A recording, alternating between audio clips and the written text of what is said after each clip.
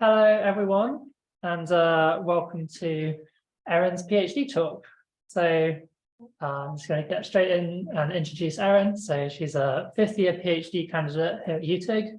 She received her bachelor's in geology with a minor in mathematics from Oklahoma State University.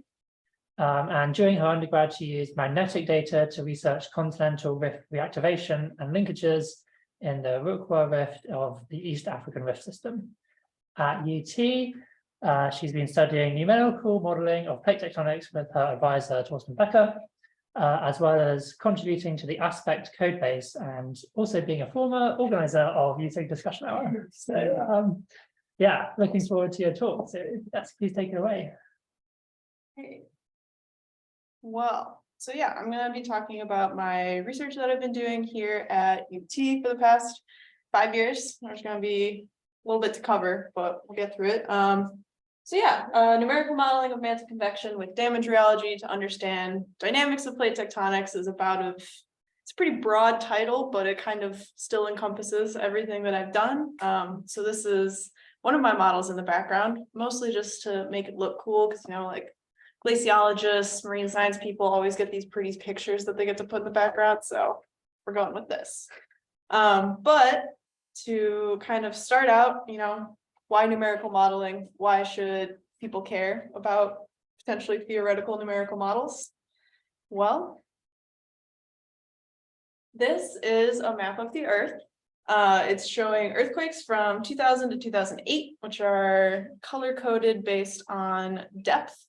And so you can see you have deeper ones that possibly happen in subducting slabs near subduction zones. And as a first order, if you look at where all of these earthquakes are happening, they're at plate boundaries. And so that's something that's pretty special to Earth, is that Earth has plate tectonics. We have these really discrete plate boundaries at like spreading centers and subduction zones. They can be a little wider at mountain building events, but asterisk, Earth is the only one that has plate tectonics. Some recent things have changed, but for what we're focusing on, Earth is the only place that has it, and we want to know why, and why is it so discrete in all of these places. So to start out, how do we break the lithosphere in the first place? This is a pretty typical kind of phase diagram for looking at convection, where you have a couple different types.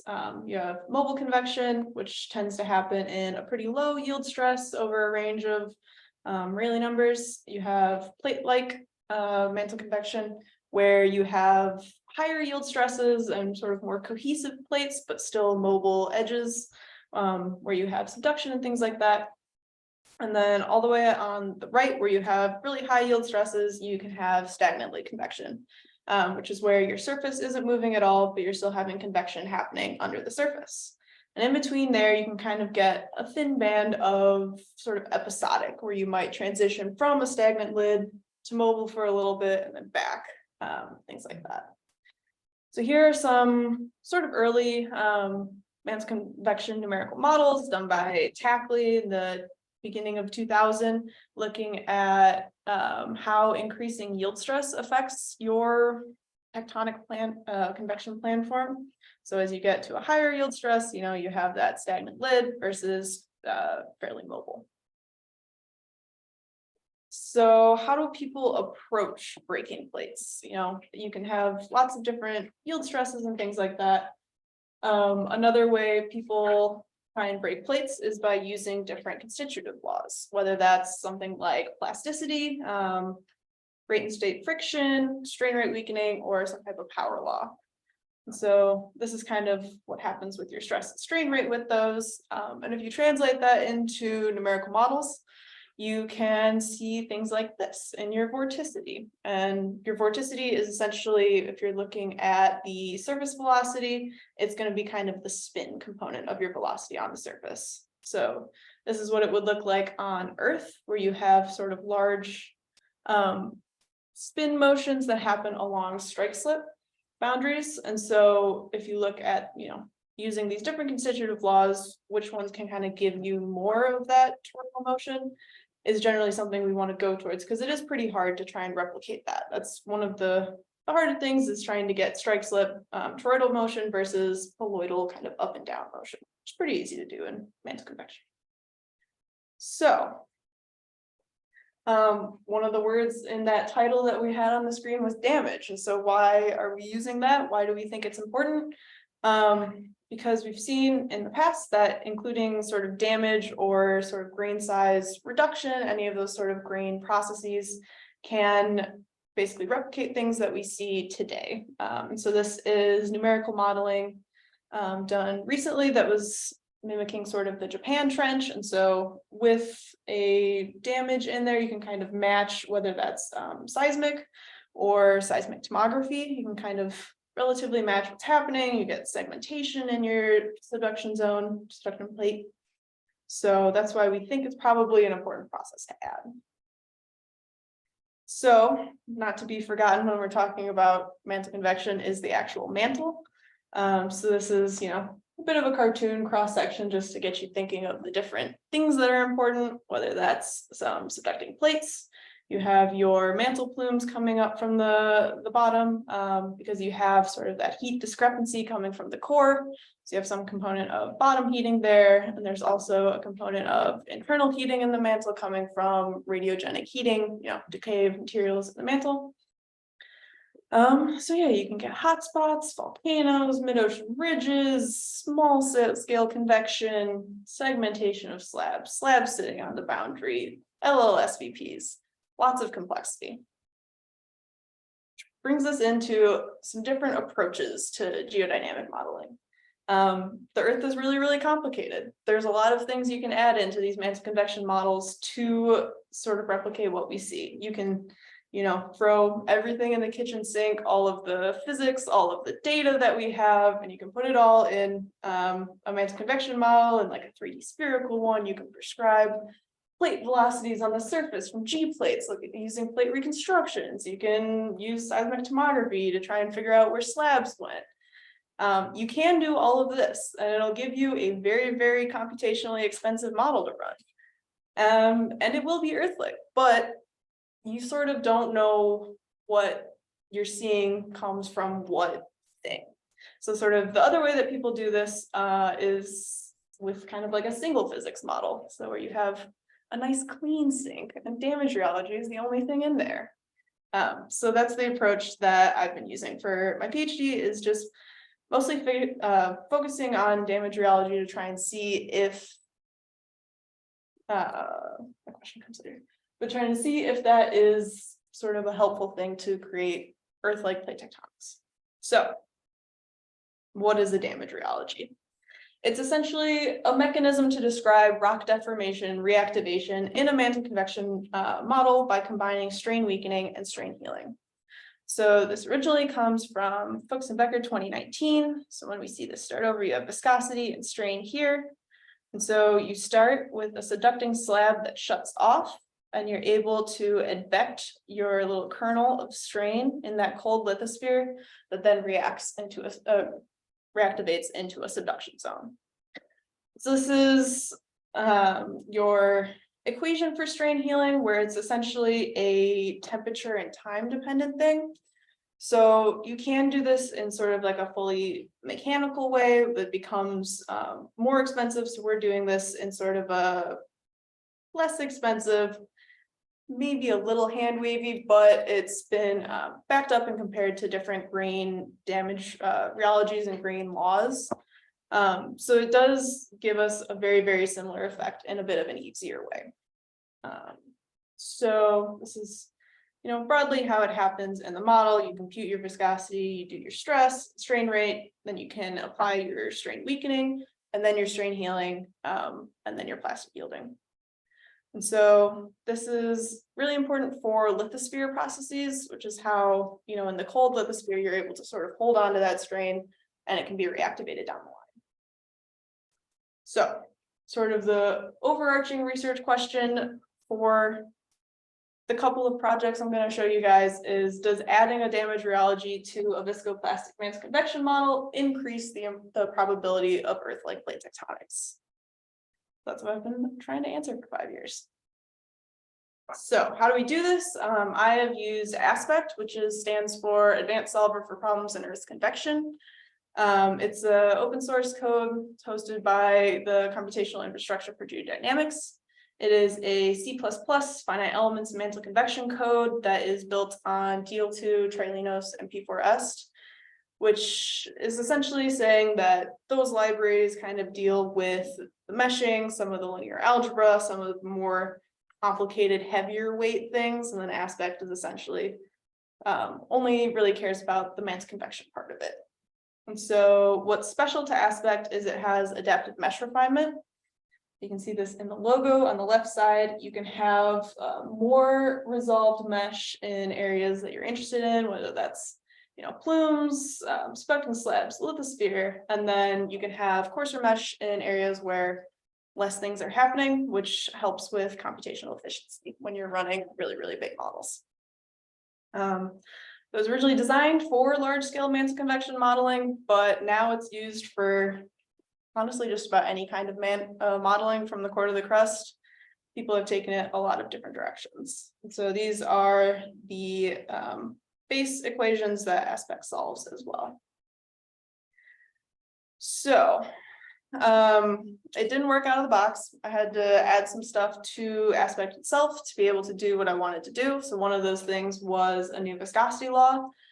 It is the Frank-Kamenetsky viscosity law, which is essentially just a temperature-dependent viscosity, which is right here. And then I also added in that strain healing into the formulation of Aspect.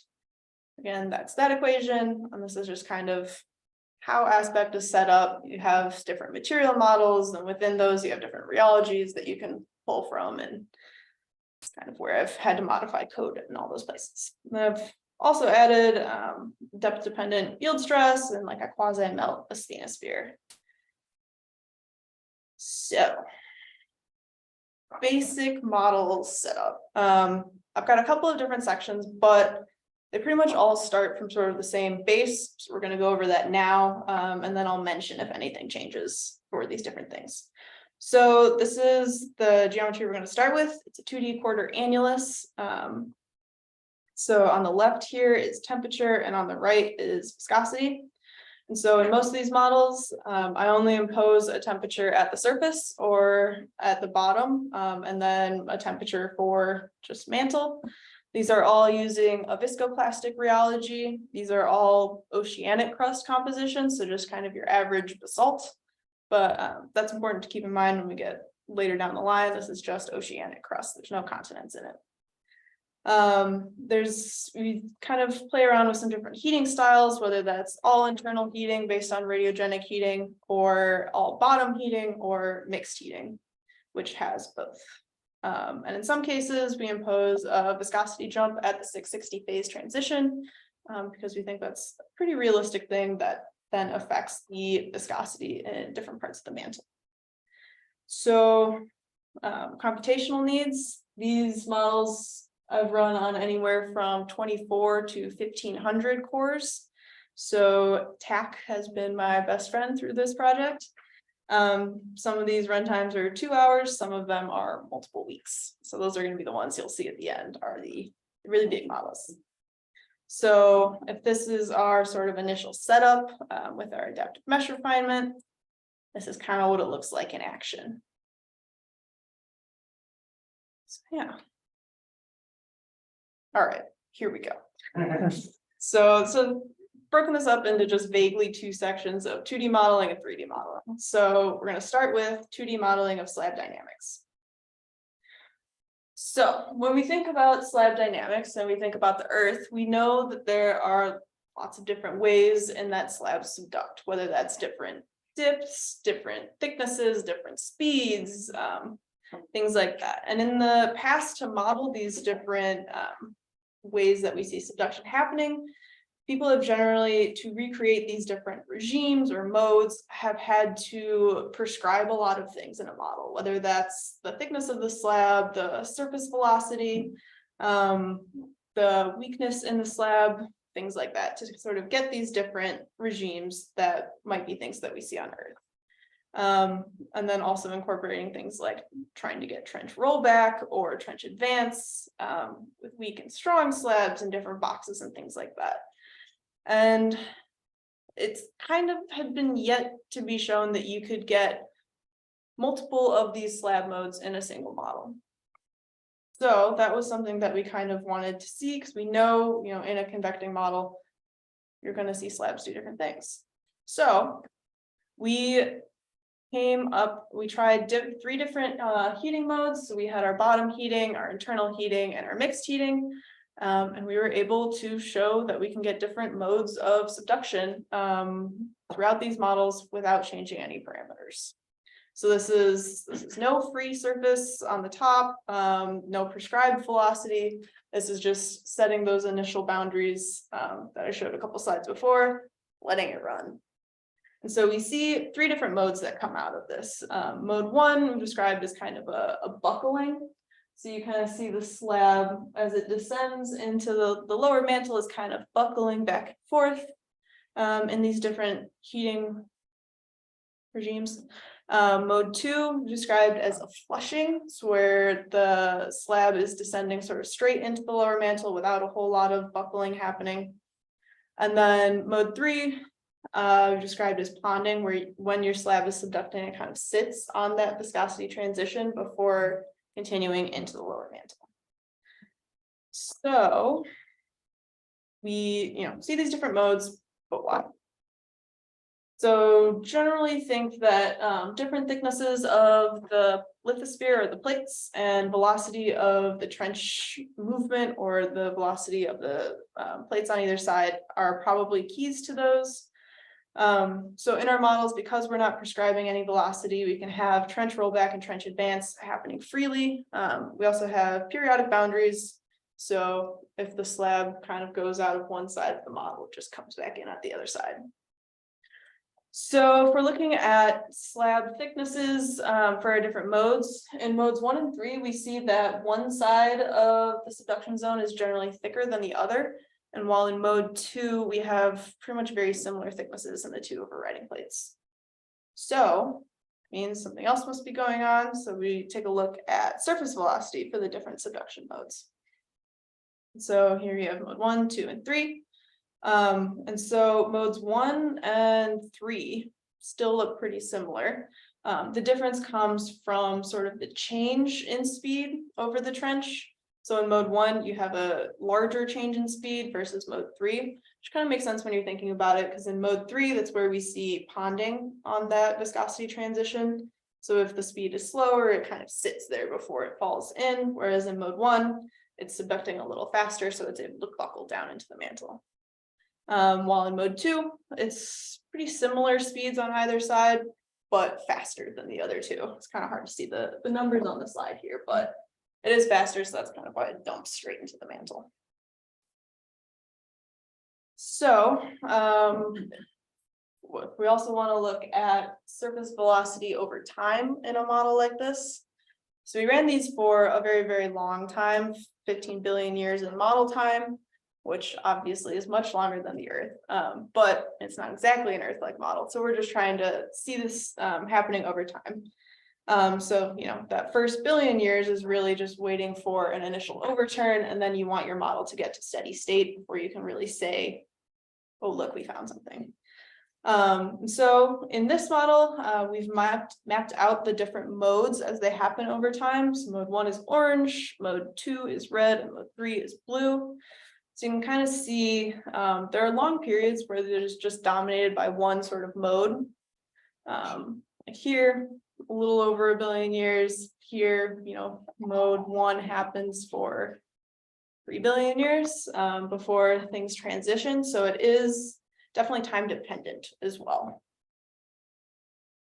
Okay, so if that's looking at the surface and how slabs subduct, the next thing we're going to look at is plume plate interactions. And this will be where I give you a nice introduction of how we started this model, and it was great. But what actually happened is in this model, I saw something cool, and I was like, hey, Torsten, isn't that kind of cool? And he's like, yeah, that is actually pretty cool. Let's look at that. But I'll give you the nice introduction anyway. So when people have been modeling plumes, it's usually as sort of like a secondary characteristic of mantle convection. Most people look at subduction zones as sort of the driving force mixing up the mantle. So one of the things people have looked at is how plumes can initiate subduction, how plumes can kind of be driven by subducting slabs hitting the bottom and kind of pushing up a mantle plume, and then looking at kind of how the geochemical zoning happens there. And there's been a little bit of work looking at plumes' interactions with subducting zones, whether that's been here where you have a plume and then during a period of slab rollback that creates kind of a slab window and the subduction keeps going. So we think things like this are pretty important because a semi-recent paper found about 18 plumes have been within about 1,000 kilometers of subduction zones in the past 60 million years. So you extrapolate that back 2 to 3 billion years, depending on when you think plate tectonics has happened. That's a lot of potential interactions. So this is what we saw in our model. So we have a mantle plume that's rising up from the bottom. It hits the underside of a subducting slab and deflects. And that deflection rises and then kind of creates a period of flat slab subduction, but then cuts through the slab, and the edge of that plume head then shuts off subduction. So this was the initial one we saw that we were like, that's pretty cool. Does it happen again? Yes, it does. So we've got several cases of this happening throughout these different models. So here you have temperature and viscosity of that one I just showed. So that's what it looks like happening in real time, where you have your subducting slab rises, shuts off, and then transitions to a period of stagnant lid. And so this is another case looking at the viscosity where you have a subducting slab, plume comes up, shuts it off, transitions to stagnant lid. So only when the subduction reaches to the lower mantle, it kicks in the plume, or it's a separate and it's just guiding the plume. That has been looked at before, is how, you know, subducting slabs can kind of hit and cause plumes to be triggered while they're kind of buckling and hitting that lower mantle. In these two cases, we do see a connection, but there are others where it isn't fully coupled like that. I do like to think of the slab missing with the CMP, and the CMP hits the slab right back in the face. Yeah. But they are, but yes, so sometimes there is a direct link like that. So this is when we sort of have an episodic regime, but we also see this happening with a fully mobile case where we can see plumes shutting off slabs, that also plumes initiating subduction zones as well. So it gets messy, stuff happens.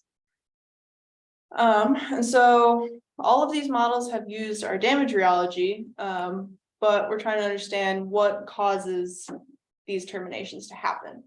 And so thinking about, you know, our subducting slabs, thinking about how when we have older, colder, denser slabs, we want to know sort of, is it a weakening process? What in the slab makes it happen? So we looked at a bunch of interactions.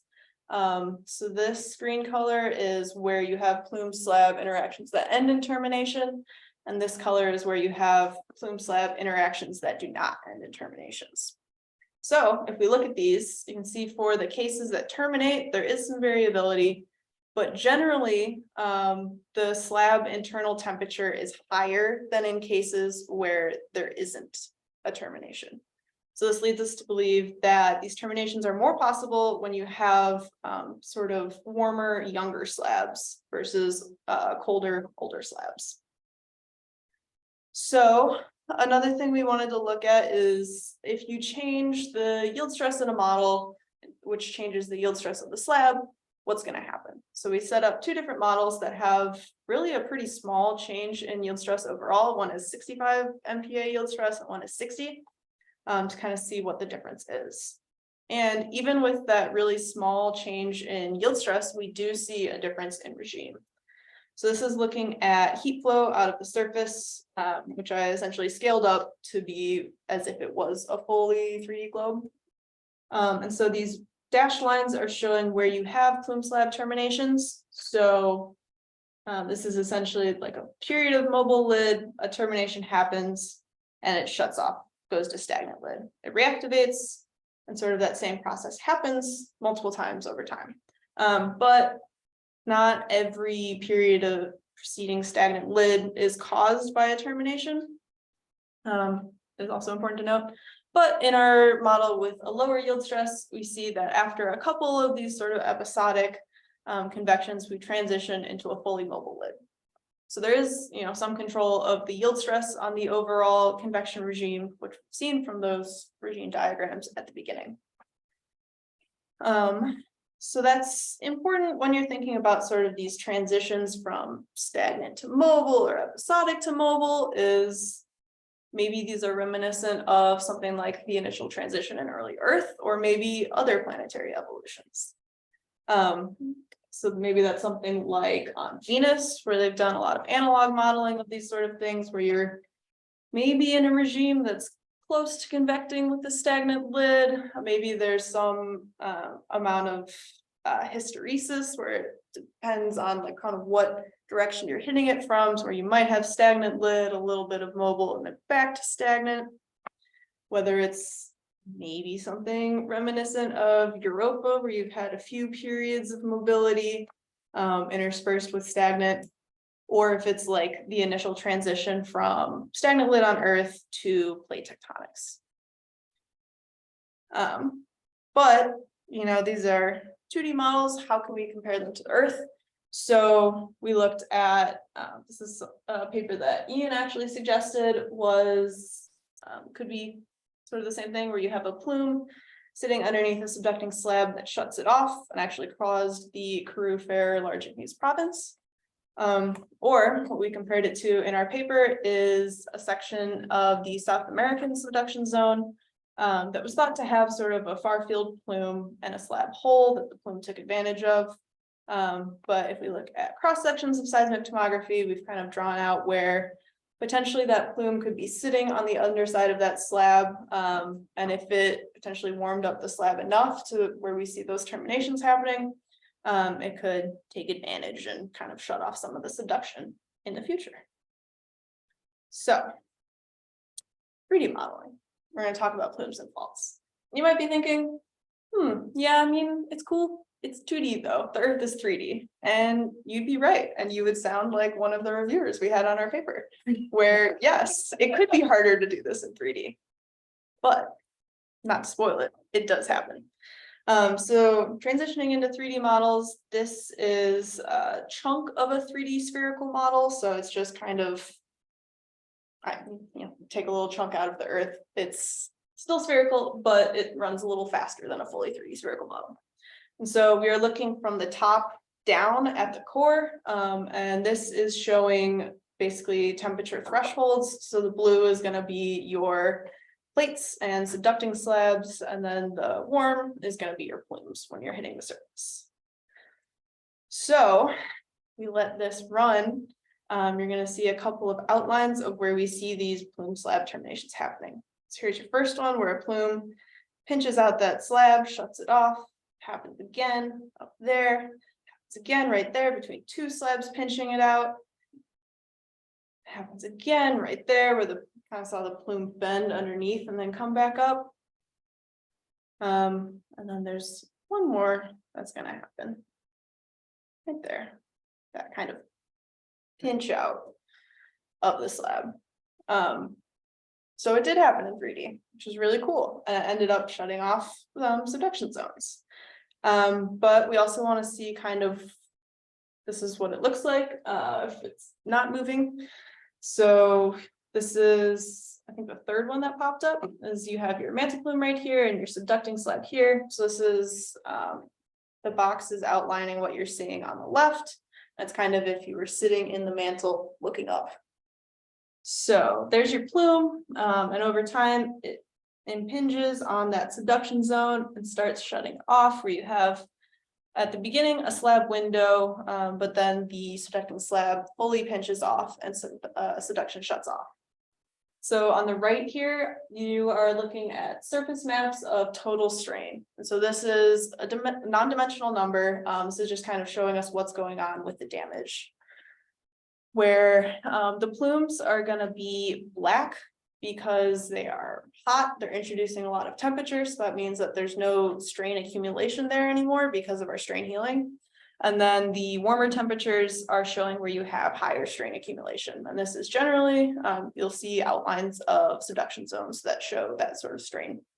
So at the beginning of this, in this first time step, you can see the plume sitting right on the edge of the subduction zone. And then at the last time step, you can see the plume has moved and the subduction zone has kind of curved around it, that strain.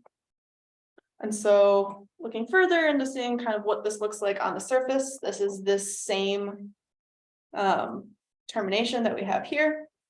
So this is still the strain map on this side, where you have your plume that's starting to cut off your subducting slab. And then this is what it looks like in the vorticity, which is again that sort of spin component of the surface velocity, where purple is going one direction and green is the other. I don't remember which is left lateral and right lateral right now. But the subduction zones are outlined in this blue, and then red means that there is extension. So you can see your subduction zone is kind of curving and you've got like a little bit of extension happening right at your plume head on the surface. And so looking at same plot for a different time where you have another termination where you have kind of these plumes on either side. You see here's your subduction zone, you have extension happening, and then coming off of this plume, you have it's kind of faint on there, but you have like this opposite spin kind of feathering happening on either side of the plume as the plate is moving over it, which is also interesting. So the next thing we want to look at is this happened with our damage rheology. Is that the only driver? Is that, sort of the only thing that's letting these plume terminations happen? So we ran a model with no damage, which means it doesn't have strain weakening or strain healing. And the only effect here is plasticity.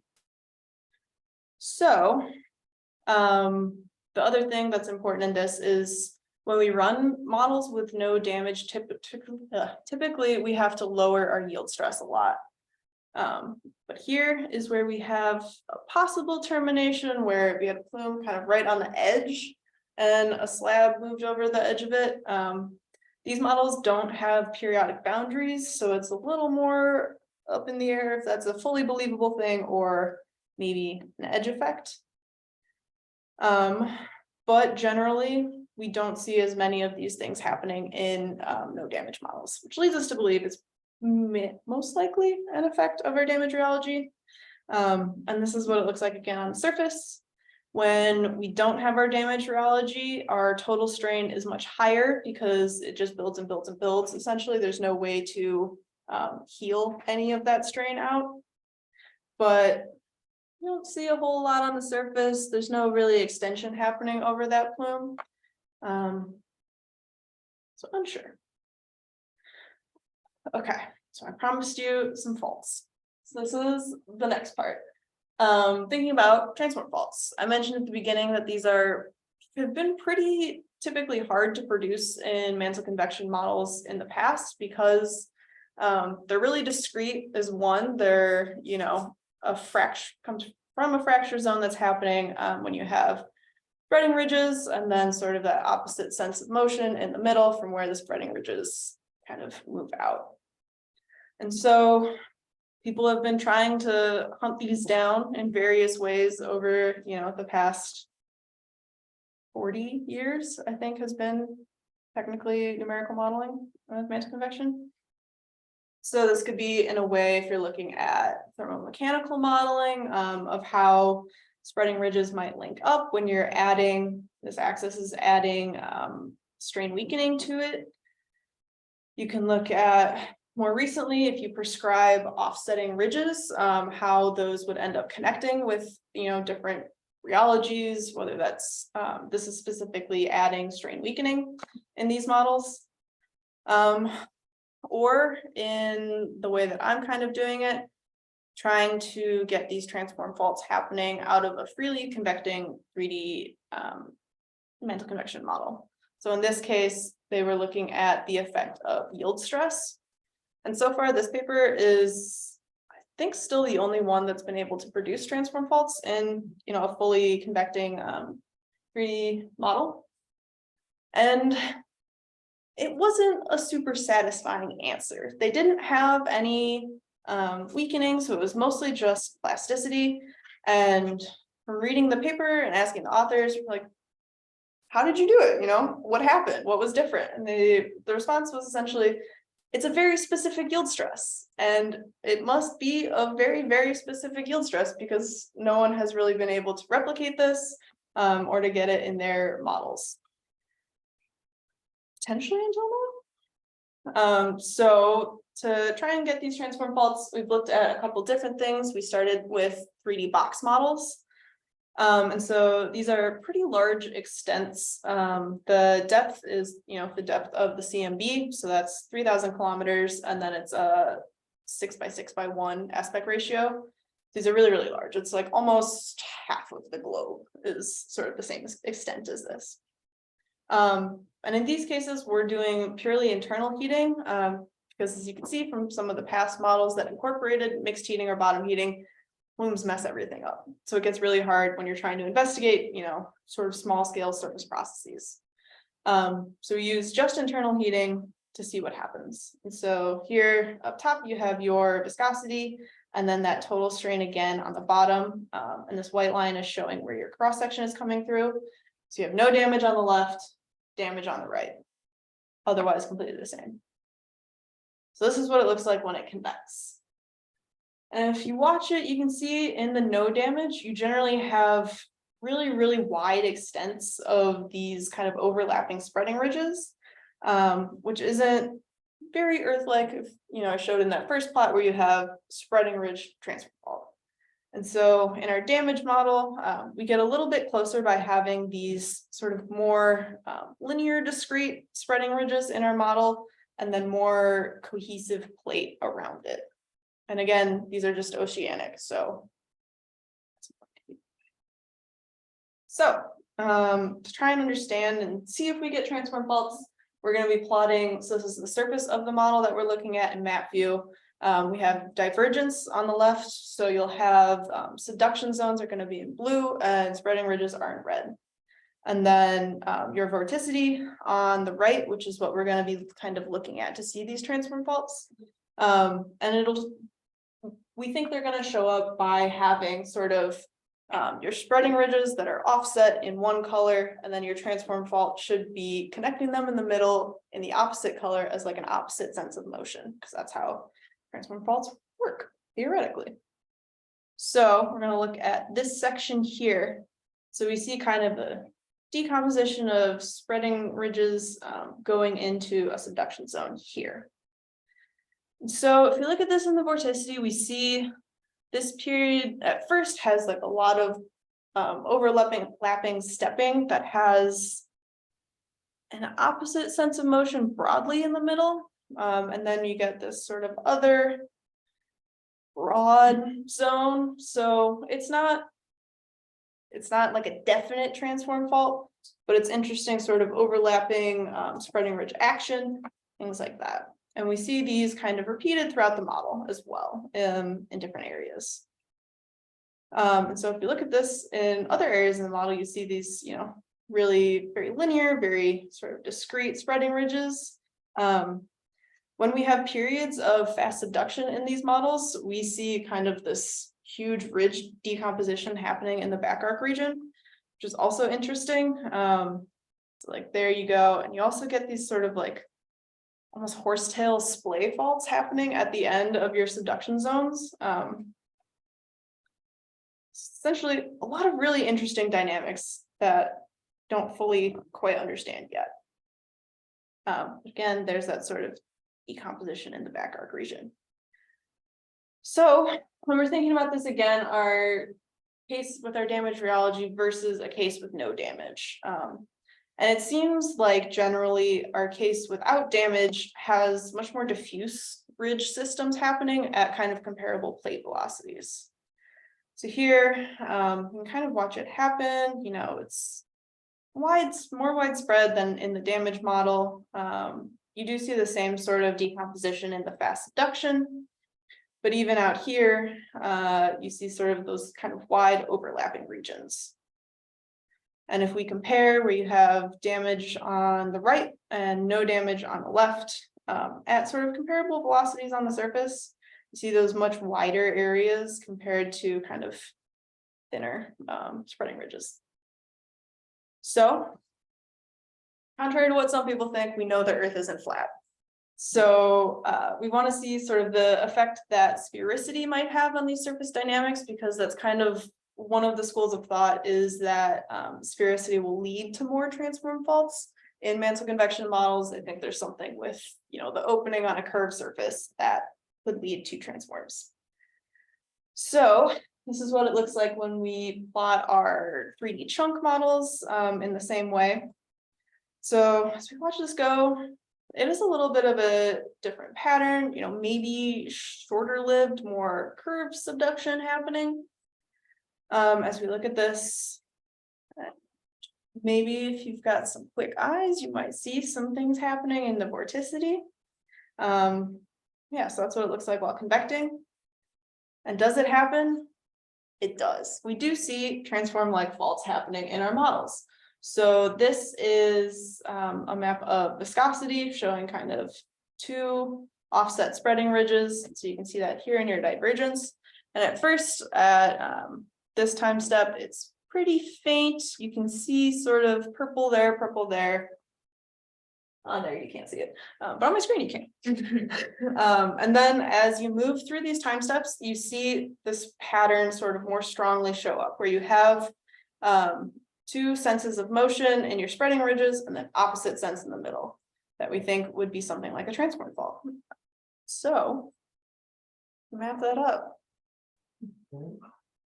That's pretty good. And so looking at this model that has a runtime of about 1.3 billion years, we see about 16 of these transform, I'm not going to say fully transform, I'm going to say it in quotes for right now, transform-like faults happening, which while we're looking at these, they have sort of variable lifespans, but the average of these is about 30 million years is how long you see these sort of alive in a model. So if this starts at, 180 million, goes up to 215. They are variable, but that's been also something interesting that we're trying to get some more data on, is that an Earth-like thing? We don't really know how long-lived these transform faults could be.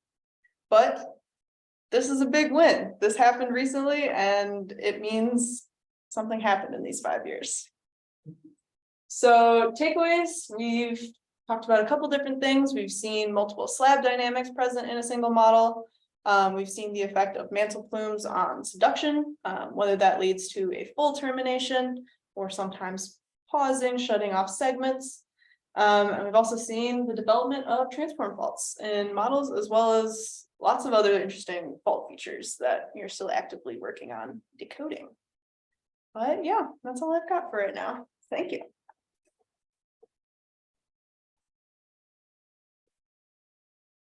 Would love questions. Yeah, does anyone have any questions for Erin? Doug. So I've got a specific little question and then a deeper, bigger question. Okay. So the specific little one is, I think I heard you say with those slabs, the subduction being turned off, that tends to happen with the younger, warmer slabs and not so much with the older, colder ones. So it must mean, is there some kind of like threshold, like if it makes it a certain time, if it sticks around a certain amount of time, then it's going to be kind of locked in and stable? And what is that time scale? Yeah, so that's an interesting question. We haven't looked at fully like lifespan of subducting slabs like that, like after it gets to a certain temperature, what happens to it? Because sort of in those models, sure. If we're looking at this, or, here is before these slabs are shut off, a lot of them are long-lived. And so it is usually kind of one single slab that we're looking at in a model, unless it's sort of this mobile case. But yeah, we haven't really mapped out temperature as a function of like time. Yeah, it's really neat though. I mean, yeah, it seems like there's lots more you can do with that. Yeah. So the other kind of question is, and I'm coming from outside of this field a bit, so forgive me, but and I think you said at the beginning, okay, there's all these other models that have all these other things in them. You're gonna delete everything and just have this damage rheology you're gonna focus on. And you're still able to reproduce like a lot of stuff that they did, plus discover a couple of new things, I think. If I gathered this correctly, like that's amazing. So is that true? Is that saying that there's like nothing missing that you can't reproduce that you need to start reintroducing some of those other elements? Or is it just that this mechanism is so important it's been overlooked? Or I don't know if mechanism is the right word, but you see what I'm Yeah, I see what you're saying. Yeah. Yeah, so I think it's kind of a little bit of both. It speaks to like how sort of important this damage rheology and the idea of like grain size reduction and how processes like that happen, that it is really integral to having plate tectonics happening on Earth. If I was here longer, I would probably start adding things back in to get it to be more Earth-like, and hoping that it would still be as strong. What do you think? So what's missing? Yeah, exactly. Well, right now it's just oceanic plate. It is one mineral phase the entire time, which we know isn't realistic to the Earth. There's lots of phase transitions that happen in the mantle, which would be something to incorporate. Person's kind of doing this, but the effect of continents in these models as well is a kind of big one as well. But which part do you think would be contributed by what? I mean, the phase transitions would make it more time dependent on this, right? But in terms of, if you think about just the oceanic system, right? Are we there yet? I mean, I kind of can give you my guess, but You could say, yeah, I mean, right, I think so it would is- be representative of purely the oceanic system, sure. it is a very interesting question. For example, people have involved a bunch of other stuff to explain one side of subduction, and Erin gets one side of subduction. So I think is that it would be very nice to give you a proper answer, right? It's so right, Yeah. and turn around. Erin can give her an answer there, but we can't really say if this damage thing is sort of more important than whatever other things that people have involved. Because it's new, because you've just done that space. Is Yeah, and It's a couple of years, yeah. yeah, but that's really cool. And because more to do. Sorry? It's kind of video and Yeah, right. Nick, Yeah, first of all, it's really cool to see how damage rheology is really important for controlling a lot of these structures, because I see the same thing when I do, continental rifting and other extensional tectonics, like they control what the ocean continent transition looks like and all that kind of stuff. And I'm really excited to see where this can go. I guess I'm gonna ask you to speculate a little bit, because if I was paying attention to close enough earlier and ask about this viscoplastic rheology, which so I guess I would ask two things. What would the effect of elastic behavior at the surface be, and how would surface temperature be affecting how your healing time, your how would it affect that formation? yeah, so first part. Viscoelastoplastic is a rheology you can do in aspects. Okay. People have worked on that and recently implemented it. I don't totally know what the effect would be on the surface. Probably something else would happen, maybe the same thing. In terms of surface temperature affecting it, that does get at something, because we are just prescribing like a 0 Celsius temperature on the surface. And so it's not, there's like no interaction at mid-ocean ridges where you have sort of hot stuff reaching the surface. That's not really a process that's happening. You can make that happen if you wanted to, and you would be able to sort of see the effect of that. I'm sure it would have some effect of, you wouldn't have as much, maybe wouldn't have as much strain sort of held in the surface if you're able to, heat it up in places and modulate it. Yeah, okay. Yeah, oh yeah, because I was asking because when in GeoFlag, to look at Venus, just turning up the temperature to like 500 degrees C. And it radically changes the way that, deformation behaves. You go from like a more brittle regime, and like you said, it's harder to get rigid, rigid behavior. So I was just curious. Yeah, because this looks. So there's a question from Donny in the chat. He says, really nice work and exciting dynamics, right? My question is that how could you predict where the plumes or faults occur?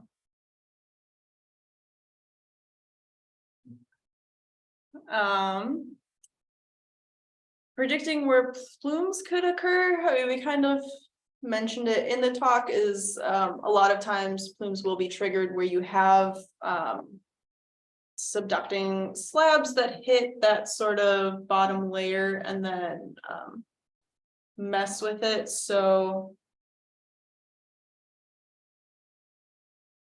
here where you have slabs that can kind of hit the bottom, it's sometimes people have them interacting with like things like LLSVPs. They think you can predict plumes happening at the edges there. I don't have LLSVPs in my model, so that could be something that would affect it too. Predicting where faults happen, I don't know. I think it's interesting. It's going to happen at some point where you're getting strain weakening happening, whether that's a function of strain rate that's happening in the model and stress and things like that. I'm sure you could try and predict it. I haven't though.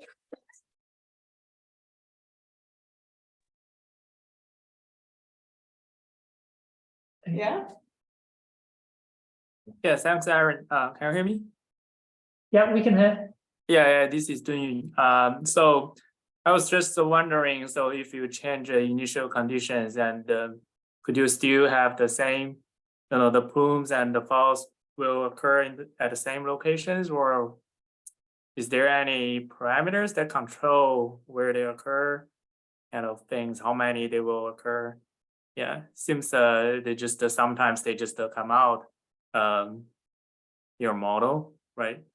Yeah, so in our specific model, that's kind of the point of it, is that we only prescribe things at the very beginning. So then everything that comes out of it is just happening because of the dynamics and the character of the man's convection.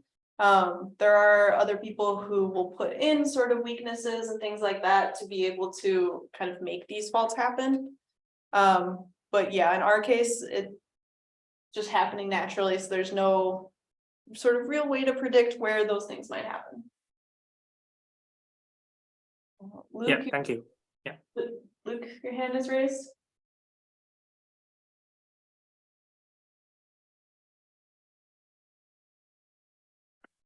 Do you guys hear me now? Yes. Yeah, I'm in prison. I mean Russia. No, I'm kidding. Yeah, so I'm in a department. That's the same thing.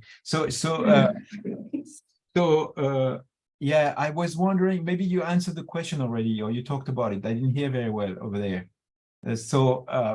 What, you show these transform faults, being, generated in the model. And I was wondering, do you know what control how long, they last, they appear and they disappear, what is the time scale, and whether it's healing or grain size recovery or any of these processes? Yeah. So to be very frank, this is stuff that happened as recently as about a month or two ago. So Okay. I haven't gotten super far in depth. I would say I think healing probably is something that's controlling it. That, causes, it's either a function of how the velocity field moves, because a lot of times when you have these sort of transform faults happening in between the spreading ridges, the plates sort of then move, and you'll have either a connection of the spreading ridges into one cohesive one, or it will fully just kind of move away. That seems to be what's controlling the overall lifespan of them. But yeah, so far, on average, the lifespan is pretty consistent at around 30 million years. So it's interesting that it is sort of consistent in that process. I'd be interested to know, you know, because I mean, the first intuition is that, you know, the strain history, you know, if you can make them last longer, you know, it's like would be controlled by healing or grain size recovery in the mantle or whatever process, you know. So you could kind of tweak how long they can last instead of 30, 100, you know, you may make them more persistent, more, you know, also more, you can have more or something that, you know, it's like they may interact more. Yeah. I know, it's really cool. Yeah. Nice talk. Yeah, excellent talk. Actually, first thing, your slides are much cooler than physics, so you don't see the other. Well, I have so many questions, but the first thing I saw in mind, those three modes, okay, that you say, okay, we're gonna simulate those. Are there any potential other modes? What is the analogous like Cascadia? Is it one of them, or like what's the constraint on that? And the second thing, like for instance, in transform fault, okay, we know like we go for transform fault. We have quasi-periodic earthquake events, and now new study shows that by the ratio of P to S, you can see that it's related to porosity. Can you take those kind of constraints and apply and improve on a small scale those models? Because from what I understand, like the mesh is controlled by temperature, strain, and healing, or just temperature, what's the error estimate, or Yeah, so lots of things there. no, because it's kind of, you know, we take this and like, how do we scale it down? Like, for instance, the NICTO, Yes. you saw exactly those kind of things. Its spreading looks different. Yeah, so in my case, you can prescribe the mesh to be refined by lots of different characteristics. In my case, I picked temperature and viscosity because those are kind of the controlling factors in my models. But you could do something like composition or melt fraction if you included that in your model. And so on a finer scale, you could add, you know, a bunch of different things to look at that. You could add the effect of, you know, either porosity or some kind of two-phase melt to sort of look at how they might evolve over time. I think in my specific models, the best I could do is give you like some sort of visual comparison to something. Because I don't have maybe quite as many of the characteristics to look at as things like porosity or something like that, because I'm mostly looking at, you know, the strain. I can look at the strain rate, I can look at the strain, you know, weakening and healing and things like that and how it controls it.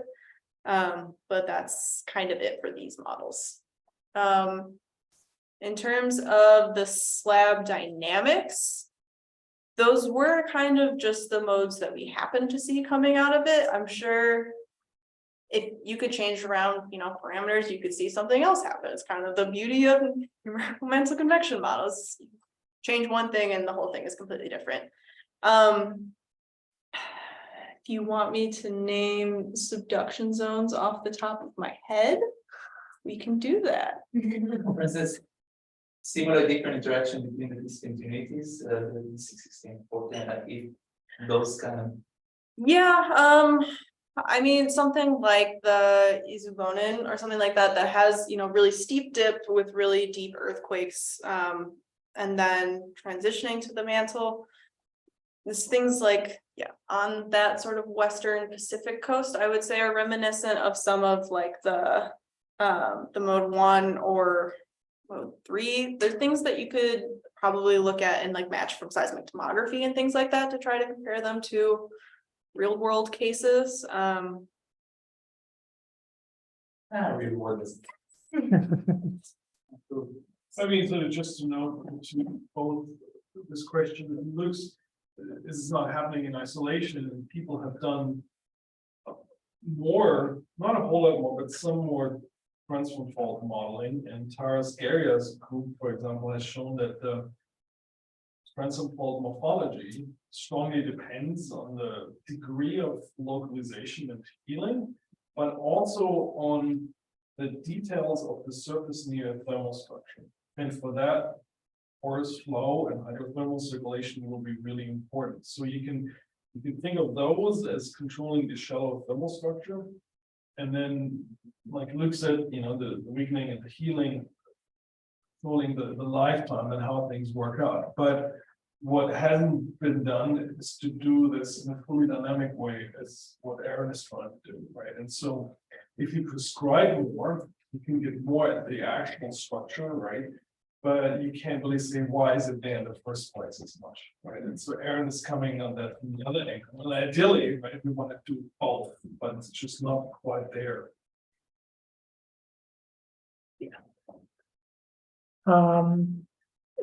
Are there any more questions? Okay, if not, let's thank Erin once again, really very quick. And please fill out the PhD evaluation form, which I sent an email like at the start of this talk. So it should be one of your most recent emails. And Erin can get some feedback and also be considered for the best PhD talk. So Know this.